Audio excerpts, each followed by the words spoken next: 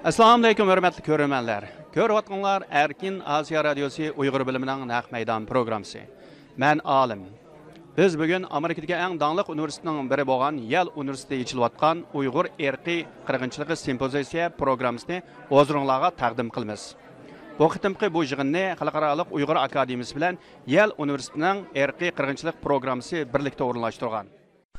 Uyghur diyoridagi qirg'inchilikning davom qilayotganiga 7 yildan oshganda dunyo axboroti va kishilarning diqqati tadrijiy holda boshqa dunyoviy temalarga burilayotganligi ma'lum. Ana shunday bir vaziyatda dunyo ilm sohasidagi eng dongliq bilim yurtlarining biri bo'lgan Yale universitetida 12 oktyabrdan boshlab Uyghur qirg'inchiligi temasiga bag'ishlangan maxsus muhokama yig'inining faoliyatlari boshlandi. Ma'lum bo'lishicha, bu qatimqi muhokama yig'ini Uyghur akademiyasi bilan Yale universitetining o'rtaq sohibxonligi va tirishchiligida vujudga chiqqan. 12 oktyabr kuni kechqurun Yale universitetining Henry Lewis zalida bu qatimqi muhokama yig'inining muqaddimasi o'rinda qarshi olish marosimi o'tkazildi.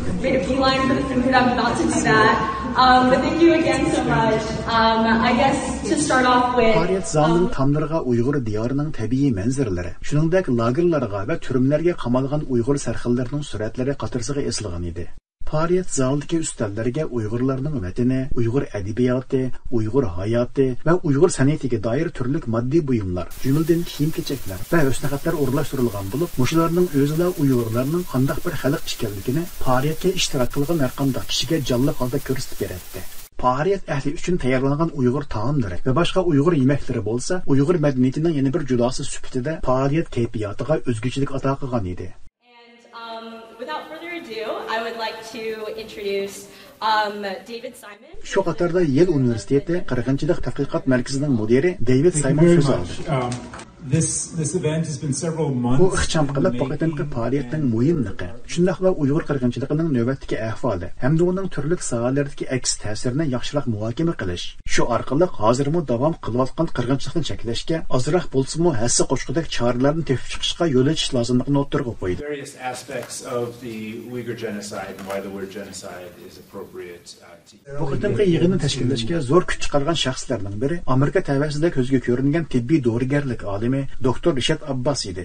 U shu qatorda so'z elib, Uyg'urlar bir butun millat sifatida qirg'inchilikqa uchrayotganda Yale universitetining mushundaq bir faoliyatni uyushtirishga so'rin hozirlab berganligiga. Shundaqla bu qatimqi yig'in uchun oraliqni yiroq ko'may yetib kelgan Sean Roberts, James Millward, Sophie Richardson qatorliq olimlar va mutaxassislarga o'z tashakkurini bildirdi. So we are with everybody's support, our continued effort, we are hopeful that Uyghur genocide will be stopped and Uyghur culture will live and expand.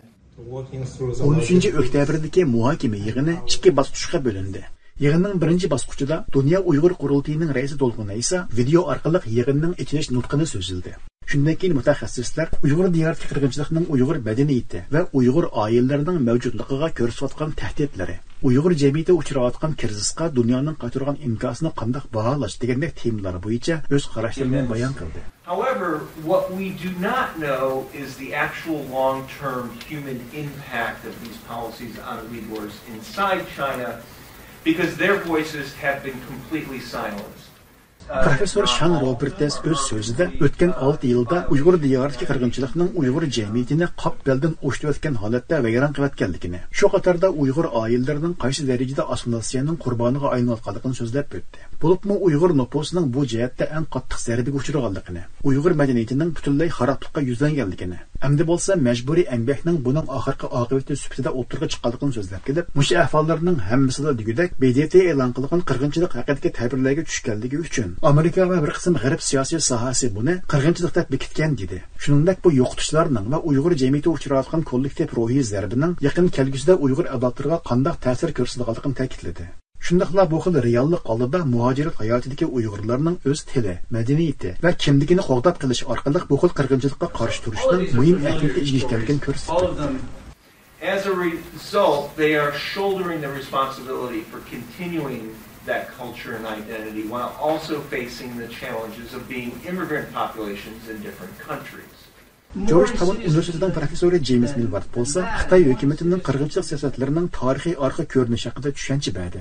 Uning qarashicha Xitoy hukumatı hozir Uyg'urlarni emas, Xitoy kontrolidagi territoriyada bo'lgan hamda Xitoy bombagan hamma millatni osmonlasiya shaklda eritib tugutishga otlangan. Shu qatorda Uyg'urlar buningdagi eng og'ir halokat taqdiriga duch kelgan. Ammo bularning hammasi Qing imperiyasi davridan buyon ijro qilinib kelgan davlat siyosatining davomi bo'lib, Xi Jinping davrida buning yuqori pallasi yaratilgan. Bo'libmi Qing imperiyasini Xitoy davlatiga tang qilishlik tushunchaning o'zi bir turli tarixiy xatolik. Chunki Qing imperiyasi qurilganda Manjular hukmron bo'lib, Xitoylarni va Xitoy davlatini Qing imperiyasiga qo'shib olgan. Shu qatorda Uyg'urlar, Mo'ng'ullar va Tibetlarni qo'shib olgan. Qing imperiyasi halok bo'lgandan keyin bu xalqlarning hammasi mustaqillik e'lon qilgan. Shu qatorda ikki qatam Sharqiy Turkiston Jumhuriyati e'lon qilingan va bu rayonning Xitoyning tarkibiy qismi emasligi jakolangan. Shunga bugungi kunda Qing imperiyasiga tava bo'lgan narsalarning hammasini Xitoy davlatiga mansub deb qarash hech qanday chek bosmaydi. In 1933, the first East Turkestan Republic. In 1944 through 49, the second one. Yig'inda so'z qiluvchilardan Amerika Uyg'ur birlashmasining raisi Elfidar Iltabir navbatdagi Uyg'ur jamiyatining ahvoliga families and children are experiencing the impacts of this genocide.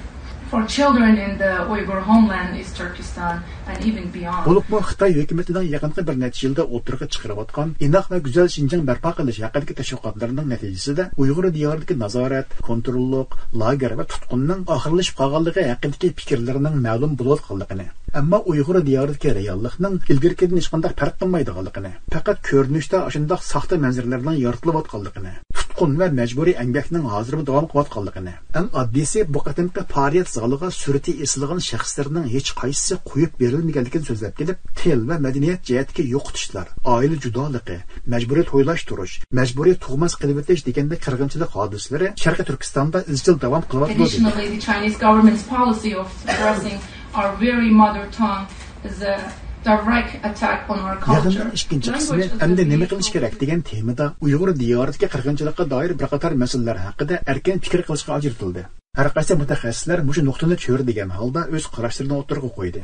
Faoliyatga Yel universitetining o'qituvchi va o'quvchilari, Uyg'urlar masalasiga qiziquvchilar, shundaqla yaqin atrofdagi qo'shni shtatlardan kelgan bir qism Uyg'ur jamoati ishtirok qildi.